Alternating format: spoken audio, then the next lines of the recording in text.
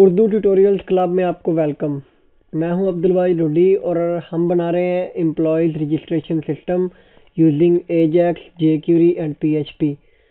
हमारा ये 7वां video tutorial है और लास्ट वीडियो में हमने डाटा जो डिस्प्ले करवाया था उसकी स्टाइलिंग नहीं की थी। जैसे अभी हम ये कोई मैं डाटा जब इंसर्ट करता हूँ तो से रजिस्टर बटन पर क्लिक करता हूँ तो ये डाटा हमें डिस्प्ले हो रहा है, लेकिन इसकी स्टाइलिंग नहीं की गई है। तो अपनी इस वीडियो में हम इस डाटा की स्टाइलिंग करेंगे जो कि डाटा जब डिस्प्ले हो रहा है।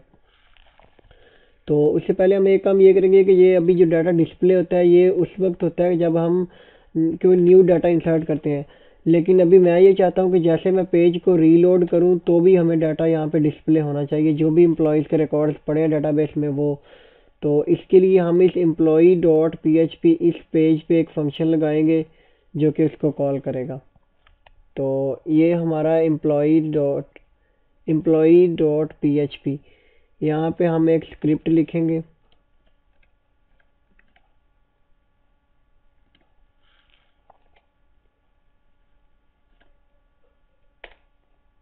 और स्क्रिप्ट में हम एक जेक्यूरी का फंक्शन लिखेंगे, डॉलर डॉक्यूमेंट डॉट रेडी और function.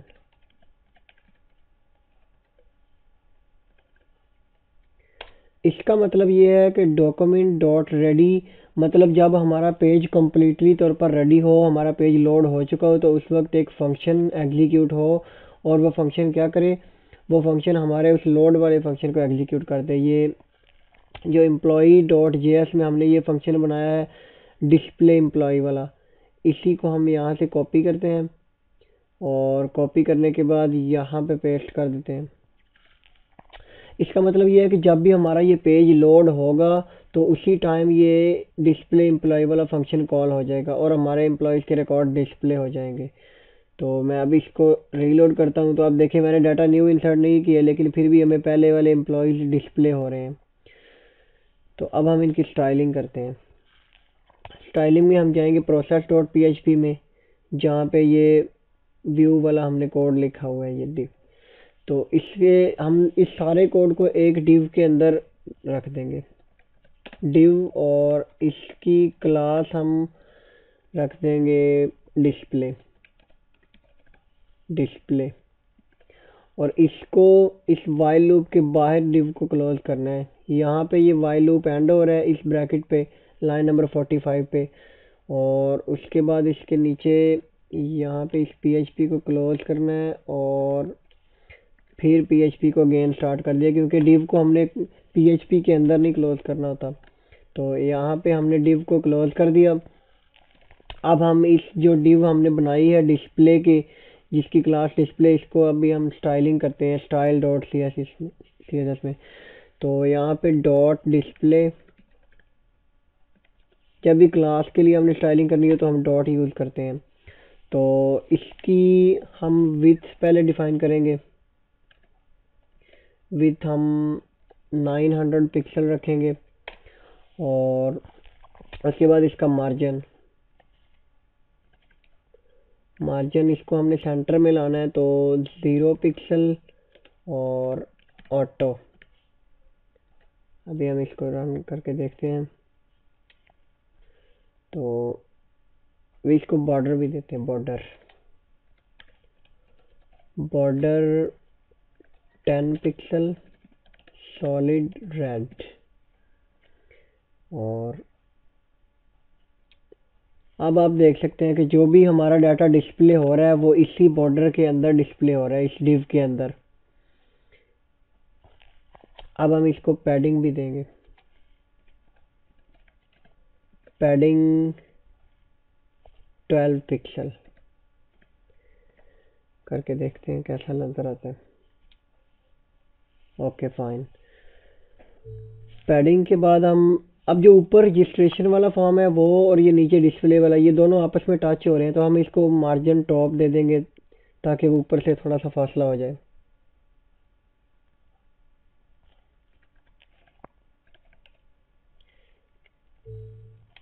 Margin top 10 pixel.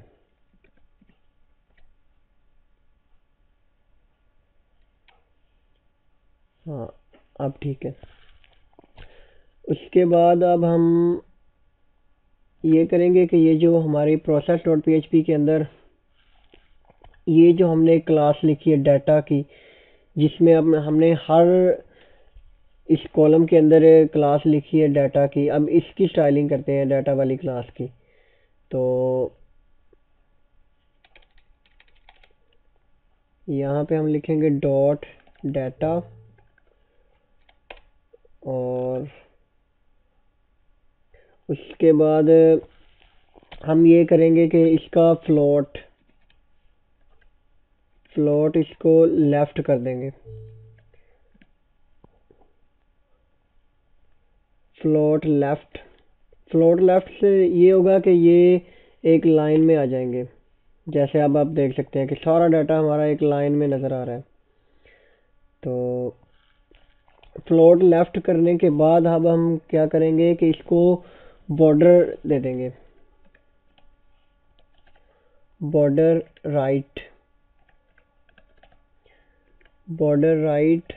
1 pixel और सॉलिड ग्रे।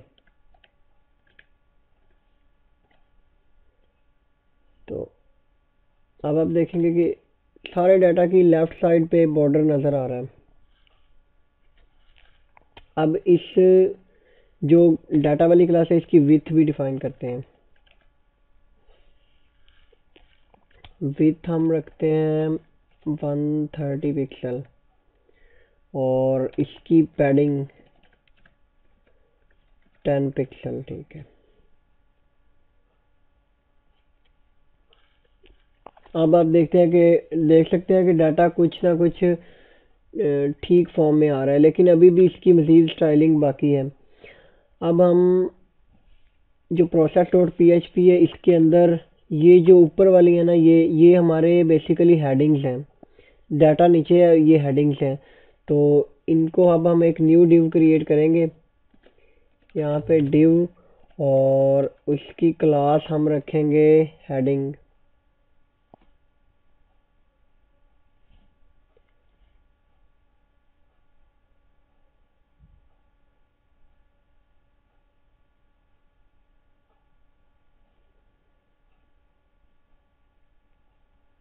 उसकी क्लास हम रखेंगे हेडिंग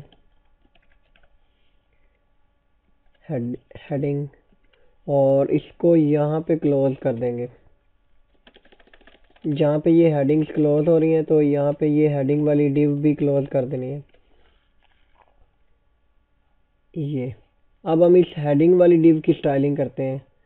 इसका नाम यहाँ से कॉपी किया और यहाँ पे लिखा डॉट हेडिंग। अब हम हेडिंग के लिए ये करेंगे कि एक तो हेडिंग का बैकग्राउंड कोई स्पेसिफिक देंगे हम, ताकि पता चले कि ये हेडिंग है। तो बैकग्राउंड हम येलो दे देंगे। उसके बाद हेडिंग के ये करना है कि इसका फॉन्ट जो है उसको बोल्ड कर देंगे। फॉन्ट वेट फॉन्ट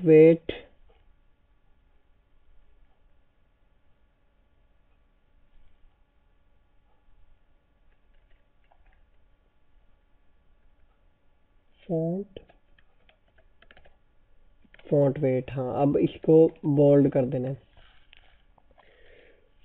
इसके बाद अब इसको चेक करते हैं।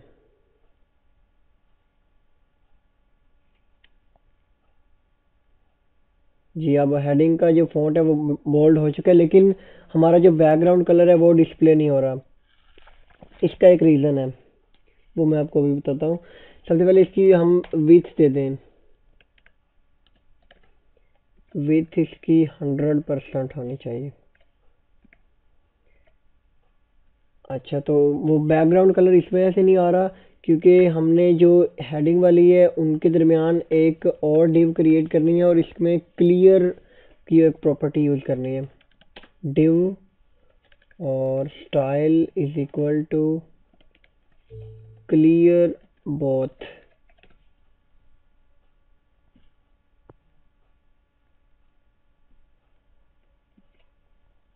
और इस टिप को यहाँ पे क्लोज कर देना है। अब आप देखेंगे कि जो हमारा बैकग्राउंड कलर है वो आ जाएगा। जी, तो आप देख सकते हैं हमारा बैकग्राउंड कलर आ चुका है।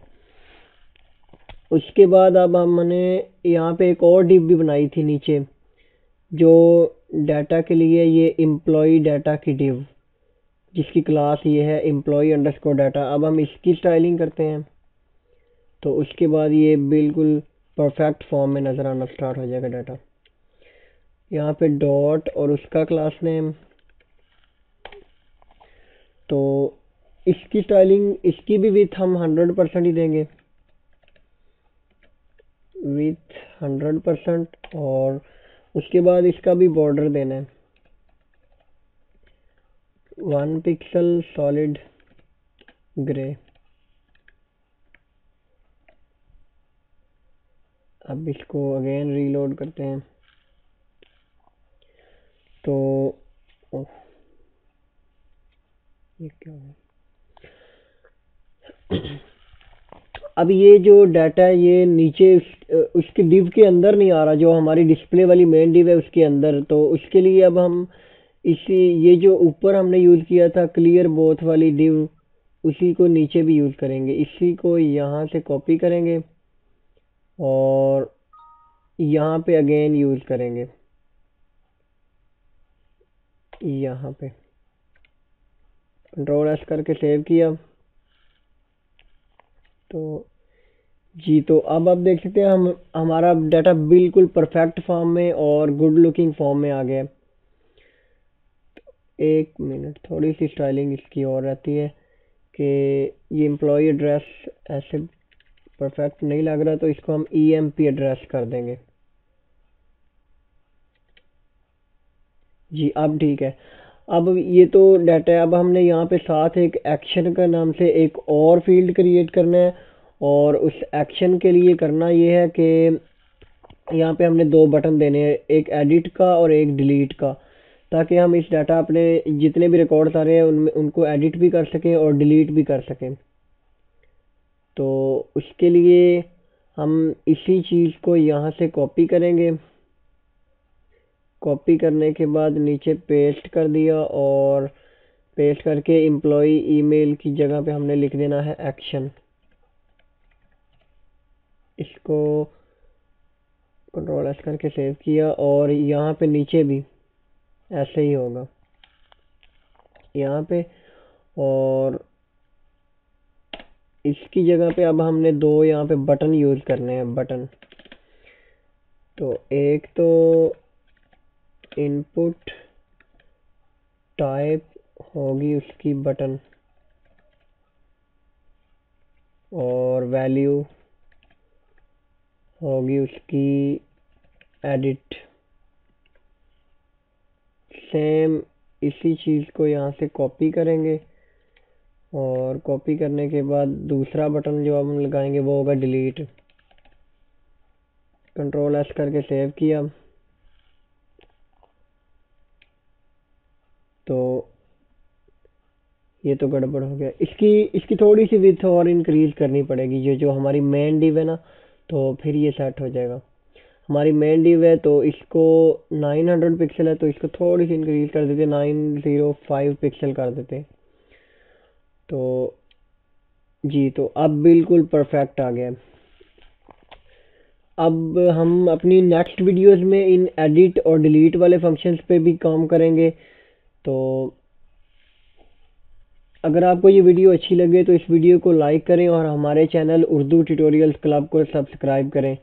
Thanks for watching. अल्लाह हाफिज़।